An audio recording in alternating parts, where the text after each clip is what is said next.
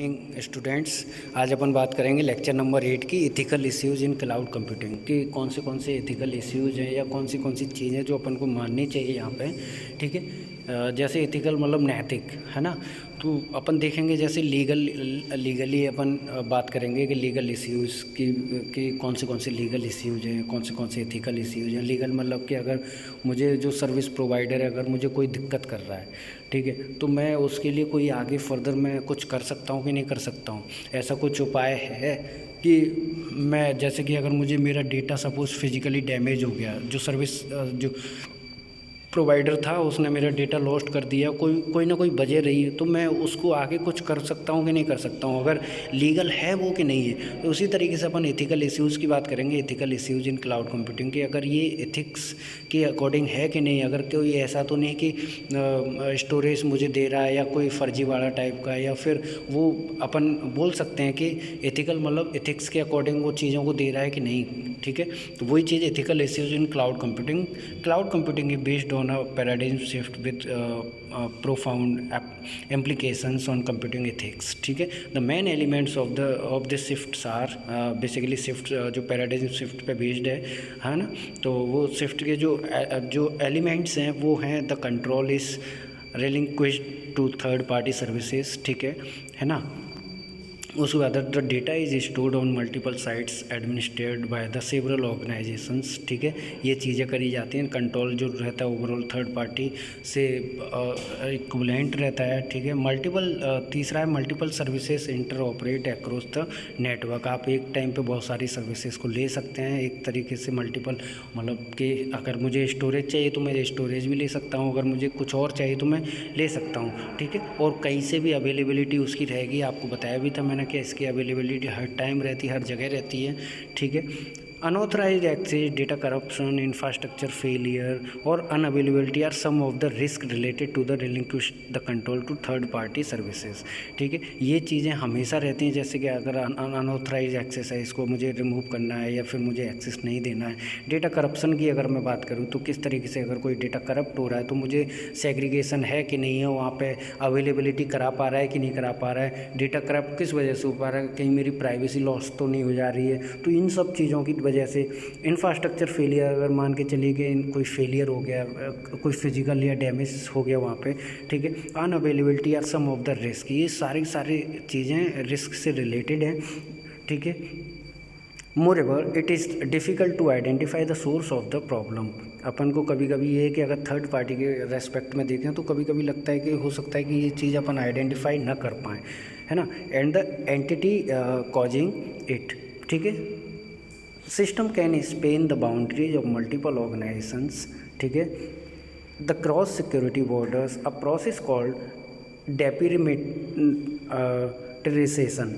ठीक है, डेपिरिमेटराइजेशन as a result of deperimeterization, not only the border of the organization IT infrastructure blurs, ठीक है, also the border of the accountability becomes less clear। ठीक है, तो ये सब चीज़ें अपन के पास रहती हैं इस तरह की, जैसे मैंने बताया सिक्योरिटी से रिलेटेड, अकाउंटेबिलिटी से रिलेटेड, ये चीज़ें अपन को वहाँ पे देखना पड़ता है। The complex structure of cloud computing, cloud services can make it difficult to determine who is responsible in case of something undesirable happens, कि उनकी जिम्मेदारी कौन लेगा जब इस तरह की चीज़ें अगर हो रही हैं। ठीक है, तो in a complex chain of events और system, many entities contribute to an action with undesirable consequences। ठीक है, some of them have the opportunity to prevent these consequences and therefore no one can be held responsible, so called problem of many hands। ठीक है, ubiquitous and unlimited data sharing and storage among organizations test the self determination of informations। ठीक है, तो इस तरह की चीज़ अपन को वहाँ पे देखने को मिलेंगी, स्टोरेज अमंग ऑर्गेनाइजेशन। ठीक है, या फिर इज राइट और ability of individual to exercise personal control over the collection. ठीक है, use and disclosure of their personal data by others, this test जो मैंने आप लोगों को बताया कि टेस्ट की बात कर रहे हैं अपन, this test the confidence and trust in today's evolving information societies, ठीक है। तो आइडेंटिफाई जो identity fraud and theft are made possible by the unauthorized access to personal data in circulation and by new form of dissemination through social network, and they could also pose a danger to cloud computing। मैंने बताया आप लोगों को कि इस तरह की चीज़ों को अपन अगर कर पा रहे हैं तो कैसे कर रहे हैं, ठीक है। अब जो मेन चीज़ है वो आती है कि the question of what can be done proactively about ethics of cloud computing, ठीक है, does not have easy answer as many undesirable phenomena in cloud computing will only appear in time, ठीक है। तो ये सारी चीज़ें अपन को इस एथिक्स से रिलेटेड यहाँ पे क्लाउड कंप्यूटिंग को देखने को मिलेंगी। But the need for rules and regulations for the governments of cloud computing are obvious, है ना। ये चीज़ें सब जो भी प्रोवाइडर है और ये गवर्नमेंट्स है इसके लिए ऑब्वियस है, क्लियर कट जो भी चीज़ें हैं वहाँ पे हैं। The term governance means the manner in which something is governed or regulated, the method of management, the system or regulations। सारी की सारी चीज़ें जब भी अपन कोई भी चीज़ें करेंगे तो वो सिस्टमेटिक वे में होनी चाहिए, रेगुलेशंस के साथ होने चाहिए। Explicit attention to ethics must be paid by governmental organisation providing research funding, ठीक है।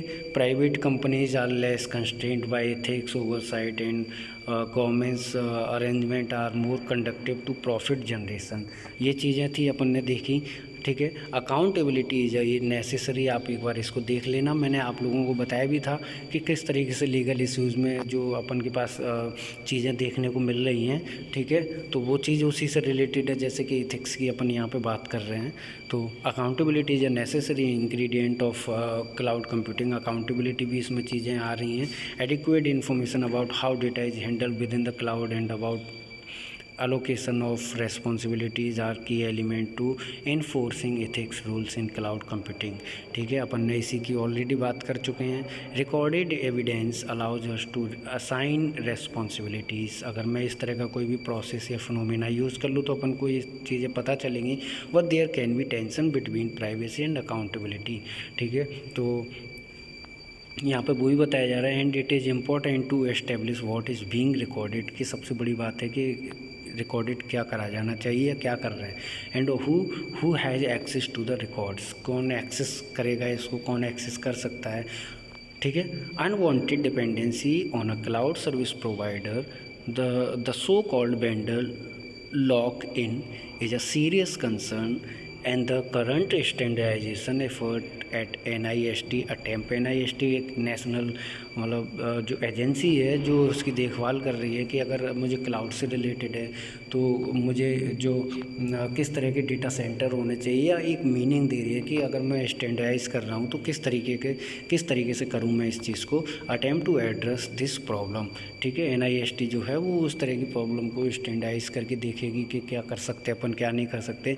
Another concern for the user is a failure with only a handful of companies which dominate the market and dictate prices and policies। तो अपन अगर इनमें चीज़ों में अगर सुधार कर पा रहे हैं तो कर सकते हैं, अदरवाइज़ तो अपन को फिर कोई दिक्कत ही नहीं है, ठीक है। तो वही चीज़ था मैंने जो बताया आप लोगों को। अगर मैं एथिक्स की बात करूं तो एथिक्स में बेसिकली एथिकल इश्यूज़ कि किस तरीके से आ रहे हैं वो मैंने आप लोगों को बताया, है ना। तो वही चीज़ था कि data is stored on multiple sites administrated by several organisations करी जा रही हैं। तो अपन उनको कैसे मेंटेन कर सकते हैं, किस पे भरोसा कर सकते हैं, किसको एक्सेस दे सकते हैं कि नहीं दे सकते हैं, ठीक है। पहला मैंने बताया था कि the control is linked to third party services, इन चीज़ों की बात करी। Multiple service in to operated access the network, इन चीज़ों की मैंने बात करी, ठीक है। तो आई थिंक आपको समझ में आया होगा। Thank you.